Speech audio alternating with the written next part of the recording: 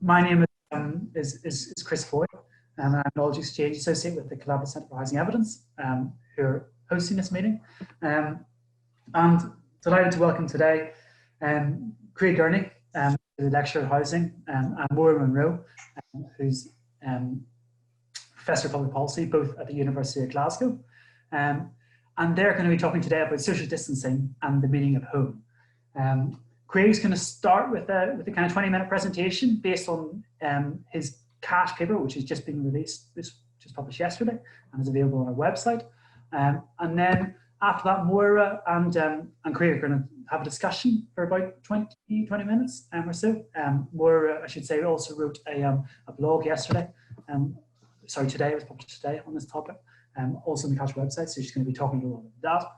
The topics raised in that. And then after that, we're going to have about 20 minutes of kind of an interactive Q&A, during which we'll ask you to turn your videos on so we can all see each other, hopefully. And you can ask Craig and more questions yourselves. So I think that's all. So without further ado, I'll pass over to Craig, who hopefully you can see. Okay, right. Here we go. So this is just welcome. Hello. Welcome from sunny Wales. I'm in Wales. Moira's in Glasgow. Chris is in Glasgow as well. So I'm looking out to my back garden at the moment. This first slide is just to flag up the fact that this is a kind of summary of a paper that was published on the CASH website yesterday. So as I'm talking, if you want to, you can open up your browser and find that publication under the publications tab of the CASH website. And also there you can find my thing on the front page, you can find the blog for Moira as well. Right, so just by way of introduction, just to welcome you all, I hope everyone's keeping well in these uncertain times. I've got about 19 slides left to go, so I'm going to rattle through them quite quickly. I've got 20 minutes, and then we'll have the discussion, the Q&A towards the end. Yeah, my starting point. I guess one of the things about doing research on the home is that kind of everyone's got an opinion, everyone's got an idea, everyone's got some kind of set of memories. Even people without a recognizable home themselves will have some idea about what home means. In many ways, it's a kind of archetype. People have got a shared understanding of what this means.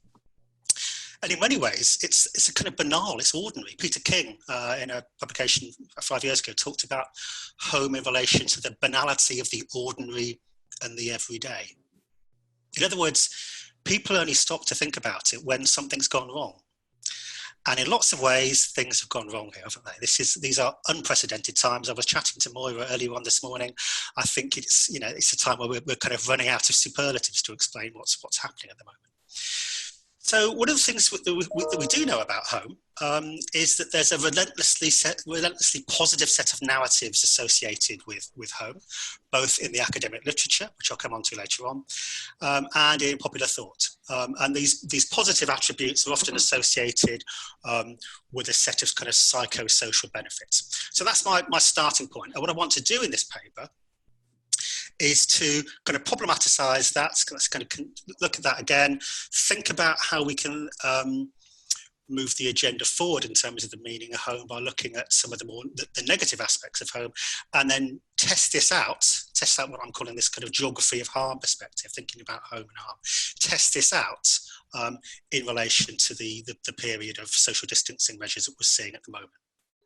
So my starting point, though, is it's taken for granted. We don't think about it. And then when we do think about it, we tend to associate home with a set of relentlessly positive narratives. We often also talk about home as a source of ontological security, this wonderful term. If anyone was watching Killing Eve last night, the word ontological featured quite heavily in one of the episodes. What this means essentially is a shorthand term for these kind of feelings of normalcy and permanence in the vernacular, this ability to keep calm and carry on. The literature, going from Lang forwards to Saunders, Hiscock, plenty of people since then, many of whom I can see have tuned into this session today, have talked about home as a place in which people can find these feelings of ontological security, this kind of normalcy, this permanence, this planning for the future. So as I said, in many ways, it's giving people the ability to keep calm and carry on by having this emotional space called home. So the social distancing measures were introduced in the UK on the 12th of March, and then they were extended on the 23rd of March, and we were told in the UK that it was an instruction, not a request to stay in. Previously, we'd had a week or so of being told to be very careful about going out, but kind of full-on lockdown now.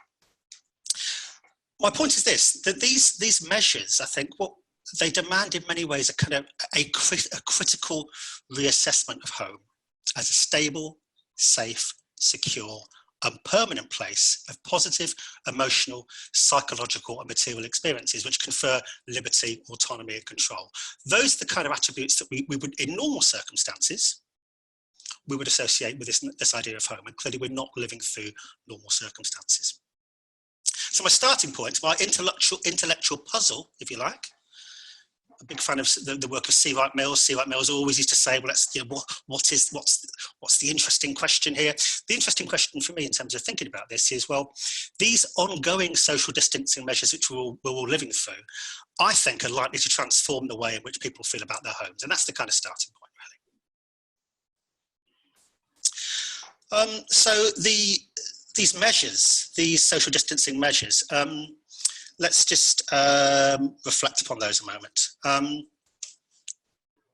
Yeah, there we go. So there's, I'm going to go back one slide. I want to say one additional thing. These social distancing measures, this idea of staying at home, this notion of lockdown, is a form of what we call an NPI, a non-pharmaceutical intervention. And this idea of in the building is one of a number of kind of a raft of behavioural policy responses to the pandemic that we've seen rolled out by various governments. Neil Ferguson, one of the key advisors to the UK government, has had lots to say about this in the past. And this modelling of people's behaviour is based upon the experience of what happened in the 1918 pandemic in the States, where Philadelphia didn't socially isolate, but St. Louis did. Philadelphia left it very, very late, and there was that big spike that we were so familiar with. St. Louis, it was a more kind of flattened curve, and that's the science that we keep in. That's the science that's driving up this kind of behavioural models. So, what do we know? What do we already know about the effects of these kind of measures? These ideas of quarantine and social isolation. Well, actually, there's a bit we know. We've got some evidence. There was a recent evidence review that was published in The Lancet, which I have just here. There you go, when I still had access to a printer. That recent evidence review by Brooks et al. Identified a number of things. There's other papers by Jong and Barbish which look at similar things, but essentially what they're looking at is the effects, the psychological and the social effects of people being quarantined and cooped up in the context of things like the SARS epidemic, the H1N1 influenza outbreak, Ebola and MERS. Three things I want to say here. Substantial long-term negative psychological effects are reported in these studies, things like post-traumatic stress, emotional disturbance, depression, insomnia, feelings of confusion, anger, frustration, boredom, anxiety, isolation, and loneliness. In a sense, we could kind of expected that. What also we may have been able to expect or predict is that people with pre-existing mental health conditions are at greater risk of experiencing these negative psychological effects. What those studies, in particular the most recent one published by Brooks et al., don't tell us is anything about the meaning of home. None of the measures reported on were undertaken for more than 21 days, and none were on the scale, the kind of nationwide scale of the COVID-19 responses. So the evidence we've seen so far has reported on kind of cities or neighbourhoods or hospitals or communities being locked down, not entire nation states, not the whole world. So we've got some evidence which suggests that things will change. And I think for me, somebody who's, I mean, obviously there's lots of things to talk about in the current climate. We've got all sorts of issues about what the world's going to look like when we're allowed back out again, and the inevitable kind of economic global recession we're going to encounter. The interest I've got is the impact this is going to have upon the way people feel about their homes, and whether and if and how that might change. And I think that depends upon a number of things. I think it depends firstly on people's housing conditions. The way in which they experience lockdown will be very different if they've got access to a garden. We can think about people's kind of the kind of standard of accommodation they're living in, thinking about hazards, household type and household size. Security, housing precarity, security of tenure, think about people who are homeless or at risk of homelessness, people experiencing domestic violence or intimate partner violence. One of the things I think which will make a massive impact is what people do. What are people doing right now? And what I'm driving at there is this notion of kind of health harming behaviours, because one of the things that happens a lot at home are these kind of health harming behaviours that we all know we shouldn't be doing. It's excessive drinking, sedentarism. This is why this notion of going out to exercise is so important. So are we looking after ourselves? Finally, I think inevitably, kind of more structural issues about the relationship between housing and class are important. That will have an impact upon the way in which people experience the lockdown.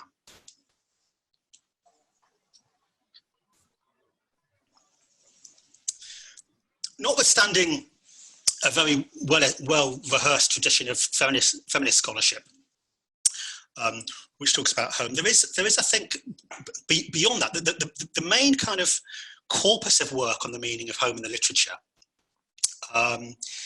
is quite positive. And I think this is relentless identification of attributes or properties of home which are cherished, celebrated and afforded protective rights of quiet enjoyment, for example. My argument here is that some of those properties may manifest themselves in ways which have negative consequences as well as positive ones. There is, as I say here, a dark side to the home. Hence the shadow going across the building there. These images are all very well thought out. I hope you appreciate that. So this darker home, a whole host of negative experiences which are less well theorised. So what I'm trying to do here, and I've been working on this for a number of months really, is try to, in a very kind of tentative way, try to develop what I'm calling a geography of harm. What that would mean, what's the working definition of that term, Craig? Well, what I think it involves is the relations between and within the spaces where physical, mental, social, moral and material injuries or detriments occur. So being out of harm's way, for example, here, that implies a safe space. But you know, what and where are these spaces now? I would argue that in any kind of putative, any speculative geography of harm, that the idea of home, that's a space where particular forms of harm may occur, and I'm going to suggest later on, most frequently occur, in fact. So home as a central place in a speculative geography of harm. So this focus on harm, where does it come from?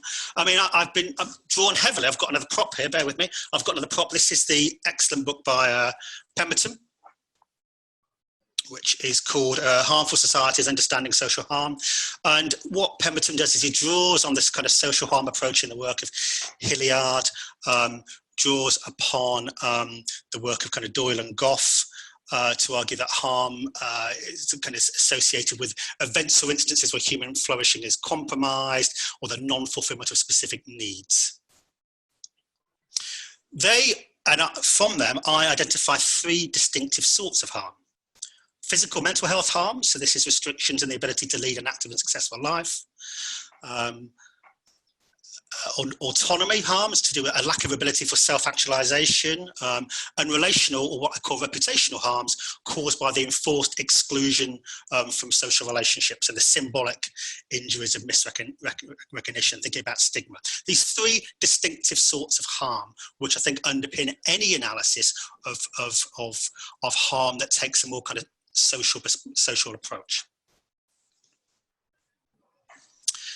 So what I'm trying to do here is apply the geography of harm lens, okay?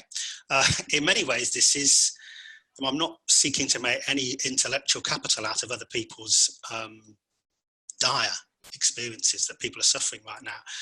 That's why I said it's an uncomfortable experiment, but nevertheless it's an uncomfortable, what we call quasi-experiment. We can, we're all going through a similar set of circumstances.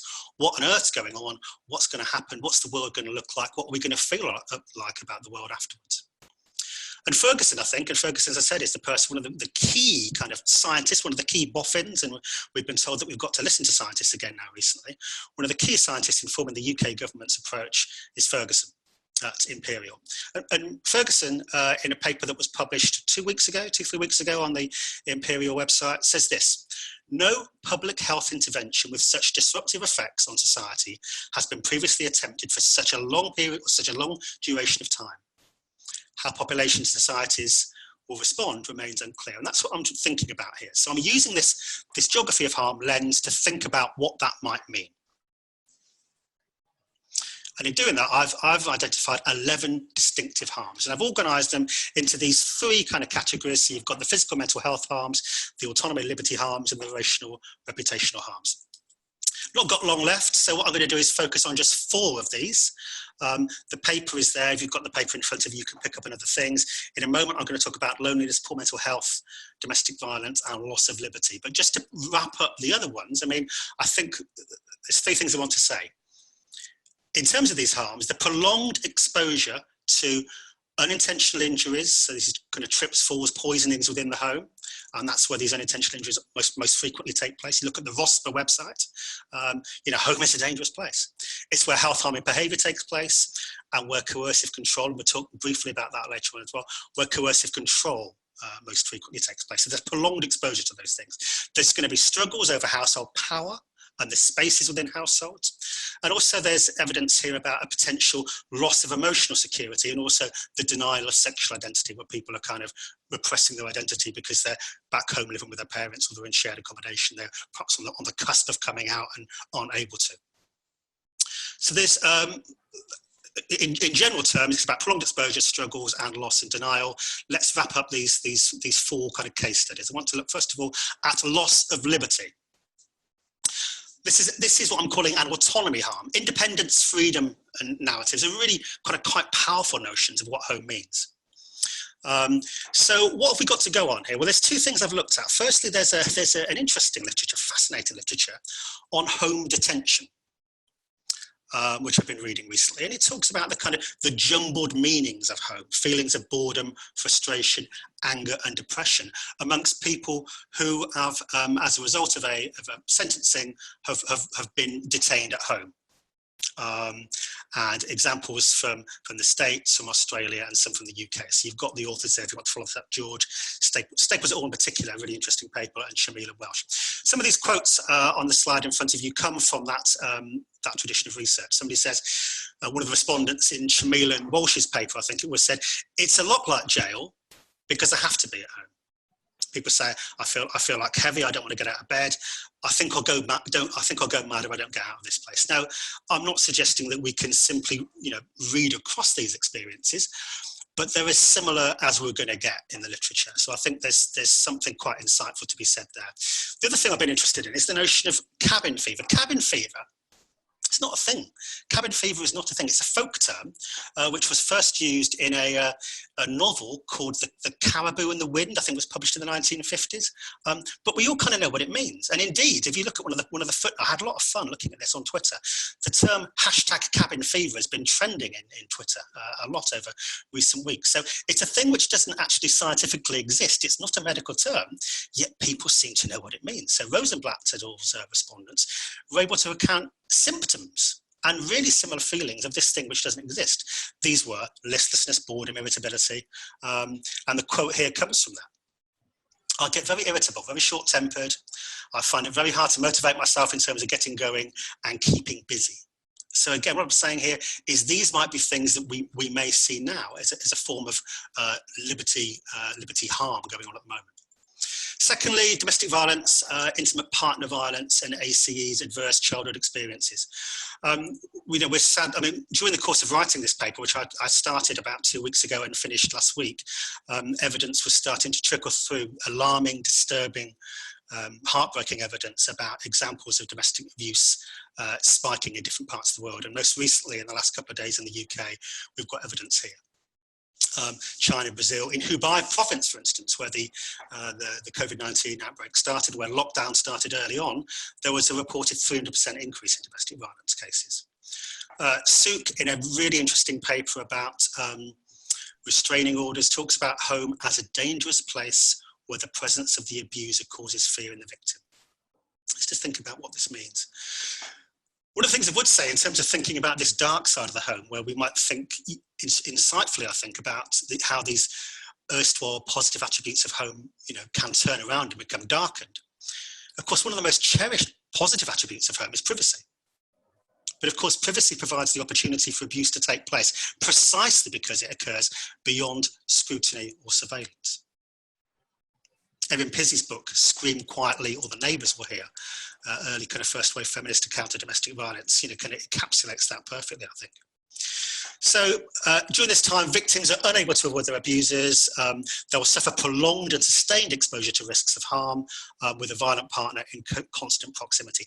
I don't need to spell that out. I'm not an expert in this field. There's people tuning in that are listening to this today who I'm sure are. But those, when we spell this out in terms of the nature of the harms, this is what we're talking about. Thirdly, loneliness, big literature on this. I spoke to my son, Rowan, who's a frontline medical professional working as an A&E doctor in Oldham at the moment. And I spoke to him a couple of weeks ago and said, what are your thoughts about the health consequences of social distancing? And he straight away said, well, actually, of course, loneliness is a clear marker for a decline in cardiovascular outcomes and mental health outcomes. So the literature's there. If you look at there's a really helpful, kind of easy to understand for non-medical experts review by Lee Hunt et al. There's other papers as well, including papers by my colleague in Glasgow, Aid Kearns, which talk about the increased risk of cardiovascular disease and mental health poor outcomes for loneliness. Holt Lundstad go as far as to say the heightened risk for mortality from a lack of social relationships is greater than that from obesity. And of course we know the current kind of trend towards connecting communities, the kind of the great work that Jo Cox did before she was murdered, is about tackling loneliness and staying connected. So in Wales, Scotland and England, there have been specific policies brought to bear in recent years which look at tackling loneliness. So in policy terms, we know it's important. Finally, poor mental health. There's a growing research interest in this in the field of housing studies, and I direct people if they're not familiar with it to the work by Jenny Priest and Emma Bimpson, which was also published through Cash. One of the co-authors on the Clapham et al. Paper is Chris Foy, who's on the other side of the screen there as well. People within housing studies are belatedly, I think, starting to realise that there are very, very strong connections between mental health and housing. What does that evidence suggest? Well, we know that there's a strong relationship between social isolation and mental health harms. So much so, in fact, that on the 29th of March, Public Health England published additional advice about social isolation. And they said this, I quote, many people, including those without existing mental health needs, may feel anxious about this impact. Understandably, you may find that shielding and distancing can be boring or frustrating. You may find your mood and feelings are affected, and you may feel low, worried, or have problems sleeping, and you might miss being outside with other people. Now, I don't know about you, but I found that very stark and very direct kind of advice to come out from a government website. So this isn't, this notion that people's poor mental health might get worse during this period is not a surprise. And in many ways, this kind of goes back to this idea about home as a hostile place. And in the paper, I talk about my own experiences of mental health problems and how I felt cheated, that the home wasn't offering this nourishing, protective space. So far from offering a respite against ontological insecurity, for many people, home is a space of mental health crisis and also suicidal ideation. And indeed, in the paper, I talk about the kind of geography of suicide. And of course, despite the kind of the common narrative that suicides occur by people, going to public places, most suicides take place in the home environment. Now, what that means for the current period, I don't know. Will people leave the house? Will people, there's all sorts of issues going on there, which I think we just don't know. But the key thing here is that there's lots of evidence to suggest that people's mental health will get worse. In conclusion, there's a picture of a cat there, which is good, always good thing to have a cat to finish off with. Alfred Schutz wrote a fantastic paper in 1944 in the American Journal of Sociology, I'm sure you know it well, called The Homecomer. And in this paper, he speculated on how veterans returning from the Second World War will feel about returning home, what home will feel like to them, and how their family members left behind will feel about them coming back.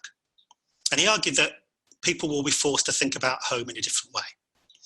And much like Schutz's Homecomer, I'm arguing that now we're all going to be feeling differently about what home means to us, as a result of the sustained and prolonged exposure to harm during which liberty was sacrificed for the greater public health good. I think the meanings attached to home will have changed irrevocably. Of course, what we know is that those harms that I've talked about in this paper will not be distributed equally. And I think that's, yeah, we don't need to do further research to predict that. We know that those harms will not be distributed equally. So in concluding, it's the fourth thing I want to say here. It's been a speculative paper. It's kind of rapid response. It's enabled me to kind of put out there some previously untested theoretical framework.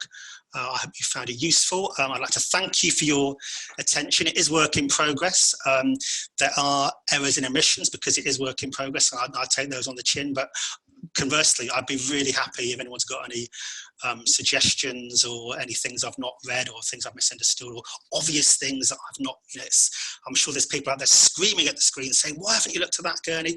Tell me, you've got my contact details there. So I'm hoping now that I've finished that Moira's going to reappear and Moira and I are going to have a bit of a chat. Is that right, Moira? I'll have a cup of tea. Yeah, Craig, I'm just going to get, can you hear me? I'm just going to get Moira on now. I can hear you, Chris. Okay. I think that should be me. Hi, Moira. Hello. Hiya. Well, Craig, it's a really interesting piece of work, and thank you for your presentation, which was really illuminating, I think. Thank you. One thing, because obviously I've had a chance to read this, and we've had a chat about it before, is I wonder about children and young people in particular, and how they fare in this period. So I'm thinking both that for children, school can be a very constructive place to be. They've got their friends, they've got a structure to their day, they're interacting with supportive teachers often. And again, you've talked very explicitly about the social gradient and all of this. Those sorts of factors are certainly more important for people coming from more troubled or chaotic homes. But, I think children generally are likely to have some of the ill effects that you talked about. And then young people equally, I think, if we think about, that's a time when people are trying to pull away from their parents and get great solace in peer relationships. And again, I wondered if you thought about what, cooping up, forcing teenagers to stay with their parents, what sort of effects that might have. Thanks for that. You can't cover everything, can you? But I agree. I think the experience of children and of young people will be very different to that of grown-ups for all sorts of reasons. I've started to read a lot more about this ACE's literature, adverse childhood experiences, and I know that in some areas that has started to gain some traction. It's very appealing to kind of policymakers, and I know a number of people who are undertaken who work in the kind of psychology of housing have started to work within those areas. And I think that I'm not a psychologist. I'm quoting R.D. Laing does not make one a psychologist, but certainly the psychological experiences of young people going through these dramatic changes, who are, I guess are going to be much less resilient, who are going to be exposed to different sorts of harms, broken away from their kind of normal kind of networks at school, their routines. As I said, that's children from different social backgrounds will be experiencing that in profoundly different ways. And I think that I'm not as on top of the literature around that, but I think you certainly make a point. And I think that if I was set that as a little quiz question, I'd go away and I'd look at the adverse childhood experiences literature. And I quote a couple of kind of campaign groups in ACEs in the paper. In relation to young people, older children, returning children, that's a thing, isn't it? That's a thing. I was looking at a paper by an Australian scholar, Hazel Easthope, who I know you're familiar with Hazel's work, and she talks about kind of power struggles within intergenerational households. And I think this conflation of family, household and home is an interesting one, isn't it? Really, these are these kind of Venn diagrams, these Boolean diagrams, and it's at times like this when we've all got a chance to think that we realise that those circles don't kind of fit neatly together. Notions of household, family and home can mean very different things. They're constituted kind of legally, formally, in very, very different ways. And all I'd say to that is just to come back to you with a reference. I know that East Hope's work talks about that kind of so-called boomerang generation, children coming back to live with parents, perhaps as a result of a relationship breakdown, loss of a job coming, but perhaps post-graduation. She talks a little bit about their experiences and obviously the struggles, the lack of autonomy. So there's autonomy, identity harms going on there, not being able to kind of cook the kind of meals they're used to cooking or living the kind of lives they want to do, and readjusting, perhaps from their experience being infantilized, perhaps renegotiating issues around privacy, bedroom spaces and things like that. And that's going to be tough. That's going to be incredibly tough for, I know a number of my students. I wondered whether some of my postgraduate students in particular would be staying on in Glasgow and wouldn't be going what we call in the literature home. Liz Kenyon talked about that in her work on students and the meaning of home. But for those students who have returned home to their parents' households, I think that there's going to be all sorts of issues that they're experiencing. Yeah, I agree. I think related to that perhaps is a question that we had sent in prior to this discussion, which is about, how much we're social animals and how much sort of physical contact or with family, physically present with friends, how important that is to people's well-being. And I wondered if you wanted to comment on any of that. Yeah, that was Catherine McNulty I saw sent in that email. Thank you, Catherine. I don't know if you're there. Yes, I saw join. Oh, lovely. That's a big one. I think there is. I know, Moira, that you in the 90s wrote a paper about privacy and home. And at about the same time, I was writing about kind of home and embodiment. There was a tradition of, an academic tradition within housing studies about the kind of the things that home allows us to do in terms of these kind of nests of kind of containers, these kind of privacy containers that allow us to do certain things. But the fact remains that we are social animals, and there's 8.2 million people in the UK living in single-person households. Now, I'm not at all suggesting that everybody living in a single-person household is lonely and is feeling really, really sorry for themselves, because they're not. Some of those people might be living on their own, not as a result of bad things that have befallen them, but it's a perfectly legitimate choice. I'm not having a kind of a pop at people for living alone. But for those people living alone, there are going to be things they're going to be missing out on. And Catherine, in her question, makes that point about missing out on hugging people. And there's 29% of all households in the UK are single-person households who won't be doing a lot of hugging right now. 35% of all households in Scotland are single-person households. It's a good point. I'm not quite sure how to answer that other than, there's a paper in that. But I think we are living in such uncharted times that there are just so many things that we need to kind of think about here and respond to. But certainly that loss of physical contact. Yes, we can do stuff online. This is fun. There's lots of us in our little boxes in different parts of the world, all tuning in. But that loss of physical contact for some, I guess, is going to be really tough. And Catherine makes that point about people living alone. And there's 8.2 million people doing that in the UK. It's great to have so many participants in this. So I don't want to take up too much time. So I've got one last question.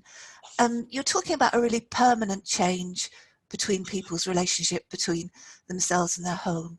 And again, I'd be interested just to hear a bit more about how you think that's going to play out. So it seems to me that those of us who are lucky enough to have a home that's, as you say, is big, there's a room for everybody if people need to escape, a garden to go to, a loving, close family, despite all the, arguments and tensions that are inevitable in every family life. But this could be a period that some people quite enjoy. You've got time to do things you haven't been doing in the past.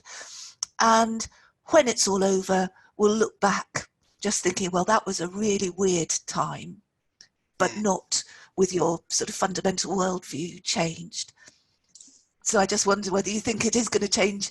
You know, you were quite firm towards the end that it was going to change people's attitudes to the home quite fundamentally.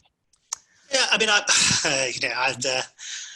perhaps that was me being a bit populist rather than academic. Perhaps I should have been more measured. I think it will, though. I think as somebody like you, Moira, who's been fascinated, you know, some might argue obsessed with how people think about home and what home means for a long time.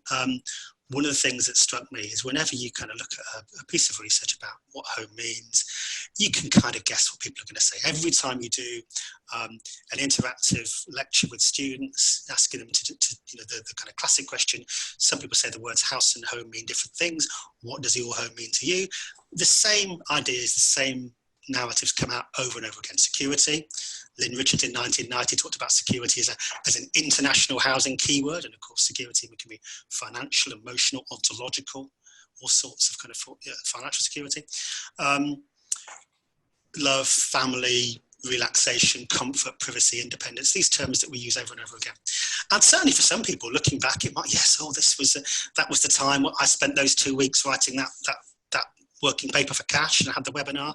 That was a fond time. Yes, I can look back on that and manage to do a bit of gardening. But of course, that won't be everybody's experiences. And I think that what I'm expecting, for what it's worth, if you were to press me on it, and I think that's what you're doing, is that actually I think people's experiences will change. And I think when we do those surveys again in a year's time and ask people to reflect upon what home means to them, I think that people's attitudes will change because some people will have experienced this time as an awful time in their lives. However, if you look at the work of kind of our colleague Adriana Saita, who talked about kind of financial amnesia. She talked about how people had forgotten about how much money they'd lost in the housing market and what a bad risk home ownership was. And so still they kind of went and got a huge loan.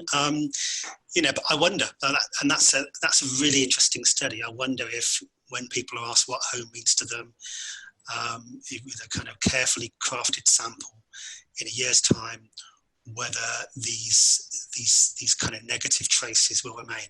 I think they will, because I think for some people this is what they're going through right now is hell, and I think that those of us who perhaps disproportionately more people on this webinar are experiencing this is quite a fun time and playing board games and kind of doing a bit of self-care. Yeah, let's not kid ourselves. That's not everyone's experiences, is it? So that's what I'd say. No. And as a last comment, of course, take you back to where you started, the financial insecurity is just enormous. Absolutely. And how much that must be undermining, that relationship of home as a place of safety, security, investment. None of that's happening at the moment, I'm sure. Of course, and I said, I don't mean to claim that what I've talked about here is any more important than these other kind of interesting bits of housing research. What housing market's going to look like, how are people going to get, how people going to pay rent, bills, all that's important. I'm not denying that that's not important, but this is what I do. This is a time that I've, as I said, I've been thinking about home throughout my career, but by goodness, I've been thinking about it a lot more in the last couple of weeks, because it's just everything that we take for granted has melted away. Because it's all, I meant one of the things I wrote down in my notebook to say, a little pithy thing I forgot to say, which I'll say now, is when we think about home as in a very taken for granted thing, almost in terms of breathing, that we breathe in and we breathe out. And of course, the thing about home at the moment is we can't do the in and out. We're just in. So the point I'm making there is that we are living in such unprecedented times. I think now is a time to think about what home means in different ways. That's what I want to say there. Well, Chris, I could go on, but I think it's probably time to bring in our very large audience who, as Craig says, are probably shouting at the screen about the things we're not saying. So perhaps we can open up to questions. Yes. You have instructions as to how people can do it, don't you? I do. So the first thing I'd say is yes. I think we'll now Craig's got the Q&A session there. So I'm going to invite everyone to turn on their videos if they want, but please bear in mind that this is recorded. And if I've got the sort of complete array of participants. So if you have a question, there's two ways of indicating that you want to pose a question. One is to just to raise your hand up on the screen like that, and then and the other is on your bottom right hand side you might be able to see a kind of a raised hand function, which is a blue hand. But if you can't, don't worry, and you can just put your hand up on the screen. So and then I'll basically pick on someone who's got their hand up, turn their microphone on, and then you can pose a question to both Maura and Craig. And I think we'll take 2 or 3 at a time. So if you have a question, please raise your hand in front of the screen or click that little icon, and then I'll unmute your microphone and you can pose the question yourself.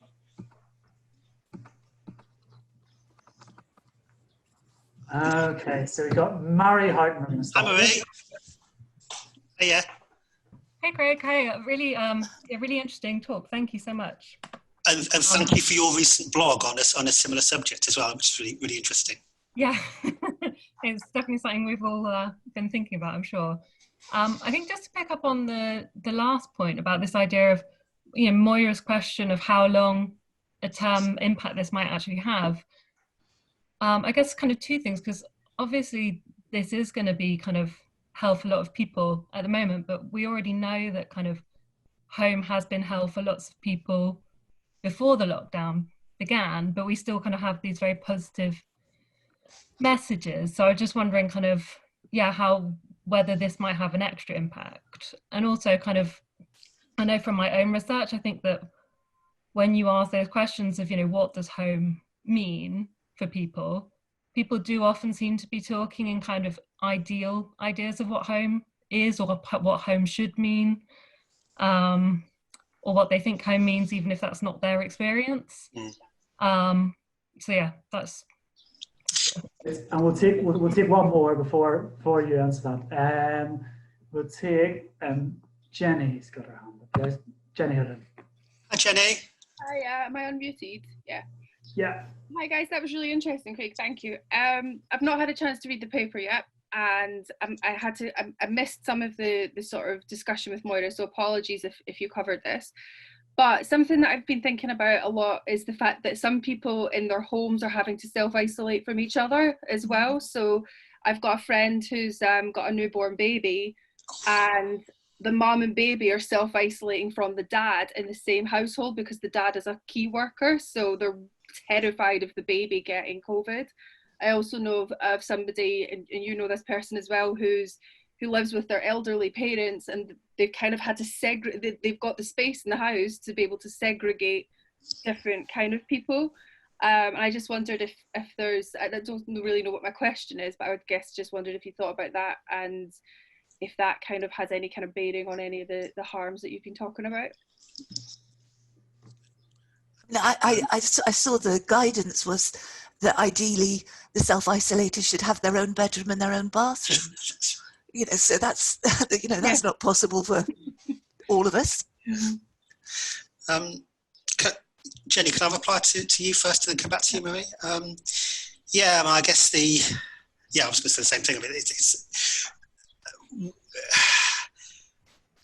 the space. There's a spatial nature to this, and Moira, you mentioned space and the fact that UK houses, UK dwellings are on average much smaller than those elsewhere in Europe. So there's all sorts of spatial inequalities here within the dwelling. And I think there's one of the things when you look at the meaning of home literature, and of course everyone has a go at it. Psychologists, geographers, sociologists, cultural studies, and we all, when we do that, bring our own particular kind of epistemological lenses. And I think one of the things that we don't know is, I may have missed a whole big chunk here, but one of the things I think that we know less about is the kind of the relationship between the physical organisation of dwellings and how we relate to those. Yeah, so clearly, if you've got an ensuite bathroom and you've got a bathroom downstairs, that's going to be easy. If you've got an extra, but not everyone lives like that. What if you've got? What if you lived in a bedsit. I mean, how's that going to work? So there's all sorts of, and I think what's going to happen there is those pre-existing kind of social gradient issues, the kind of thing that Emily Maitlis so eloquently nailed at the start of Newsnight yesterday. Those social health gradient issues are going to have a massive impact upon how people experience this period of time as a result of the spatial resources they've got at their disposal. By that I mean there are these spaces to do that. So yeah, I mean, I think that's a fair point. I mean, I haven't, it's not an answer, is it? But I think that it's certainly another dimension to think about. So when we think about, I guess, psychologists, and this is leading up to Marie, really, that psychologists might have interesting things to say about kind of crowding effects and kind of densities and how people's behaviour changes. I think there's stuff there. Going back to Marie, I think, in terms of kind of harms, I guess what's happening is that perhaps those existing negative experiences, if they're there, are going to be amplified. I think there's kind of an amplification going on here.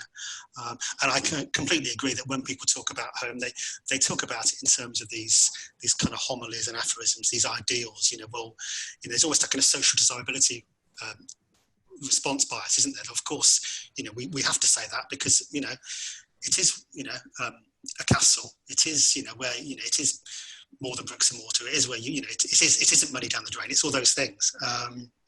But I wonder if, I mean, for people in my generation, we can remember our parents talking about rationing, and perhaps talking about the war. For the people here who are watching this is our equivalent. And I wonder the extent to, when you think about the 1918 pandemic. That led to kind of 2 or 3 decades of global instability. The emergence of cultural, art and political movements as a direct result of that destabilisation. I don't think it's unreasonable to expect the fact that people might articulate different ideas about what home means to them based upon what's happening at the moment. That's what I'd say. Thank you. Brilliant. We're just going to take a question from Amanda, who's got her hand up, but she doesn't have her video on, but that's fine. We're going to unmute her. Amanda, do you have a question? No. Does anyone else with the video on have a question? Hello, can you hear me? Yes. Amanda's here first. Hi, this is Amanda. Hi. Is that Amanda Oliver? It is, yeah. Hi, Amanda. Craig. Is Daisy there, your cat? She is, yes. Good. Good. It's a question around the privacy and the private sphere of home, and kind of people working from home, and the whole video interaction, and people framing their background of their home around, I guess, presenting how they want to be viewed to work colleagues or people, external people that they've kind of never met before. And I just kind of wanted your thoughts around that in relation to the meaning of home. Absolutely. Just to say, Amanda, it's lovely to have you here. I know I was the examiner for your PhD, Viva, which was a really interesting bit of work about kind of feminist scholarship about housing, OSLs. So it's good to have your input. Thank you for tuning in. Yeah, you're entirely right. I mean, I've deliberately chosen to have this this Zoom in this space with a nice kind of bookcase behind, and yeah, I mean, there's all sorts of things going on. I think the kind of jokiness about inserting a Zoom virtual background, I think, also masks poverty. It also masks all sorts of other things. And I think there's a kind of jokiness about, oh, look, somebody stood in front of the bridge of the Starship Enterprise, but there's other stuff going on there. Fascinating. Absolutely fascinating. And, for somebody like me who's interested in Goffman and presentation of the self, and we think about how home is presented. One of the things that came out of my doctoral research many years ago was thinking about home not so much as a back region, and of course that was important, but also how people articulated home as a front region where they might invite people around. And of course that's highly kind of dripping in notions of class as well, isn't it? But yeah, there's certainly a paper in that, isn't there, about how people are presenting. And I've got the benefit now of being able to see half a dozen video screens, and there's all sorts of interesting backgrounds, lots of, Moira, you've got a beautiful colour in your study. But it's, you're very kind. But, of course, I'm very technologically backward, and it's only just begun to occur to me, really, that people can see how scruffy the study is. Just because, I've just started Zooming in this last couple of weeks. I think we all have, haven't we? This is this is one of the things about, I think, learning technologists working with academics. They're just kind of rolling their eyes because they've been doing this for years and telling us to do it. And we've suddenly, we've pivoted online in the space of 2 weeks. But I think we're all novices in this, and perhaps, Moira, you were saying that people might look back upon this time fondly. Perhaps it might be known as the kind of a time where we all learned to Zoom. It's something I speculate. We've been talking about the digital revolution in work, and we've all been forced to do this where we hadn't before, and that might change our attitudes permanently. It seems stupid to have 60 people in the same room if you can just do it virtually. Absolutely. We've got Rhiannon Kraft has got her hand up. Unmute Rhiannon. Oh, hello, Rhiannon. Yorik's got his hand up as well, Chris. Yorik's got his hand. I'll try to unmute Rhiannon, so we'll take York in the meantime. York? Okay. Hi, Craig. How you doing? Good, thanks. How are you doing? Okay? Yeah, I'm all right, mate. That was really interesting. Thank you. Thank you. I kind of jokingly put on Twitter the other day that because I did my PhD part-time, so I didn't have any uni space. So I did it all in my house. And I sort of jokingly put on Twitter that it'd been excellent preparation for this. I was doing a PhD is like excellent prep for being isolated.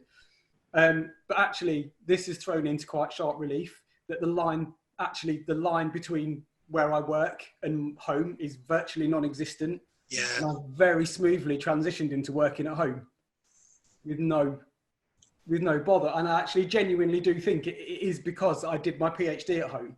That's interesting. I think that I've not had any issue.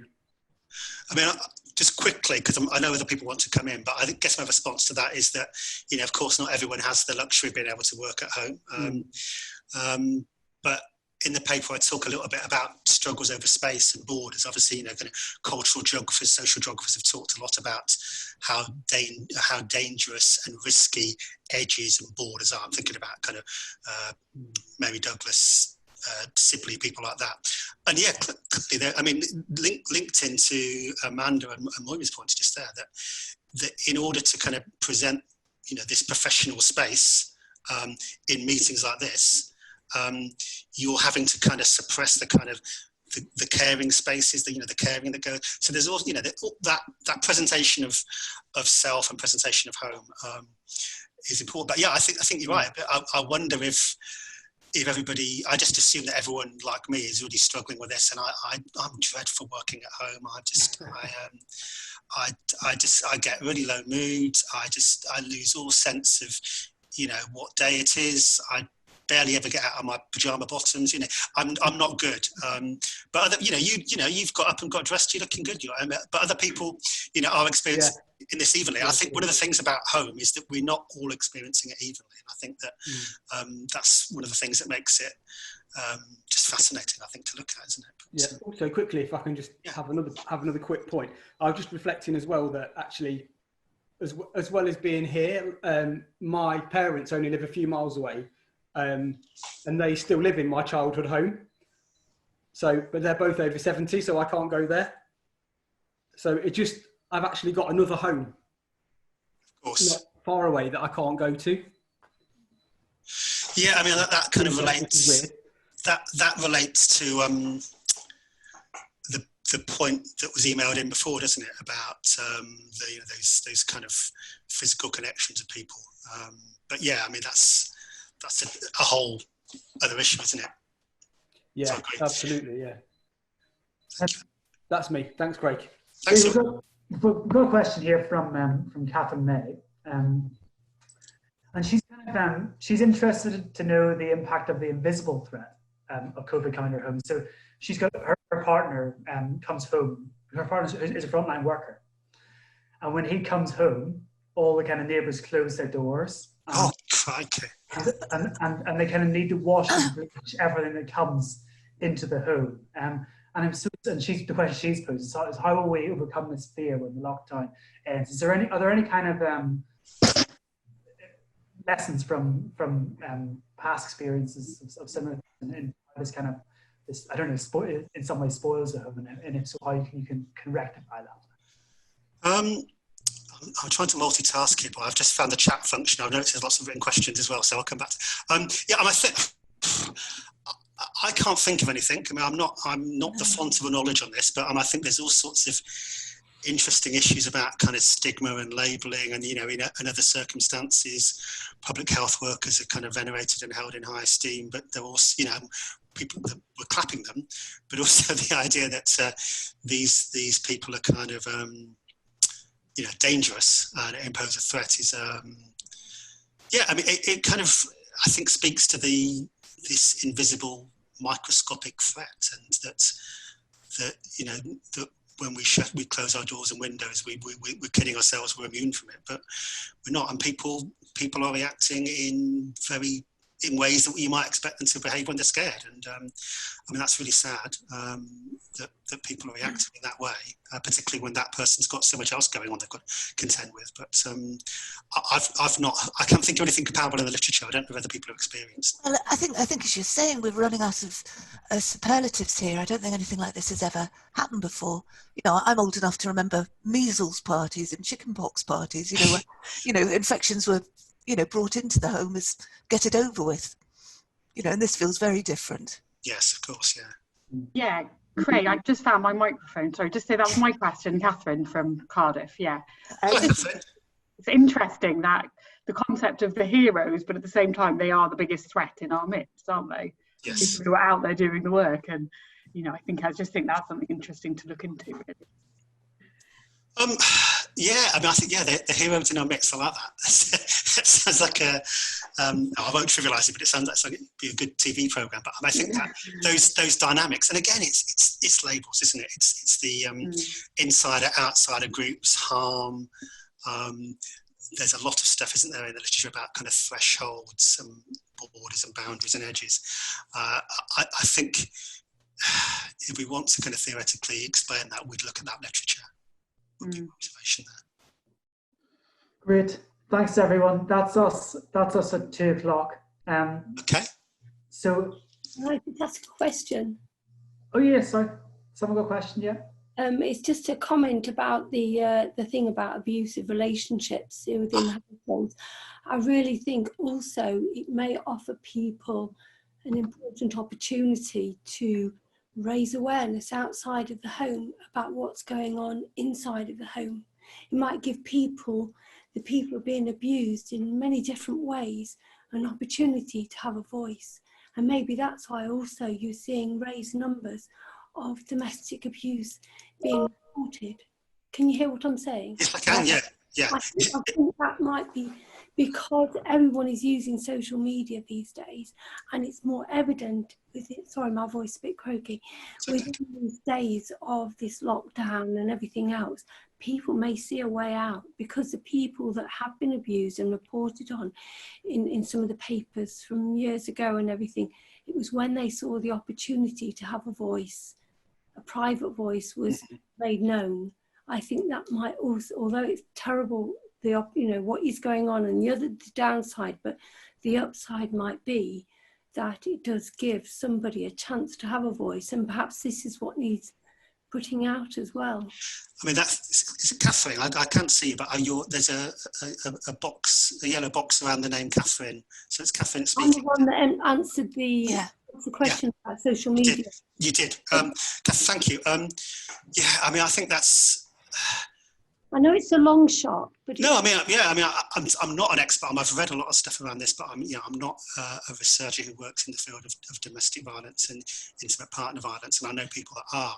But I think that's a really interesting unintended consequence, almost, if you like, of the experience of prolonged exposure to abuse, is that it might kind of galvanise political movements. It might galvanise people, might give people the kind of strength to just sit this out, possibly, or to make that call to say, actually, you know, this is not acceptable, and it might, this prolonged exposure to kind of low-level harms, and I'm not, this sounds, you know, these people's lives I'm talking about, but it might be sufficient for people to feel brave enough to make that call or to take action. And I think that's, you make a really good point there, I think, yeah. Great, thanks everyone. We'll just have to end it there. But thanks all for joining so much, and thanks especially to Great Mora for all their work and preparation for this. Thank you. Thank you. Please do send either of them a message if you have a question. Yeah, I mean, use Twitter or email. My contact details are there. But yeah, take care.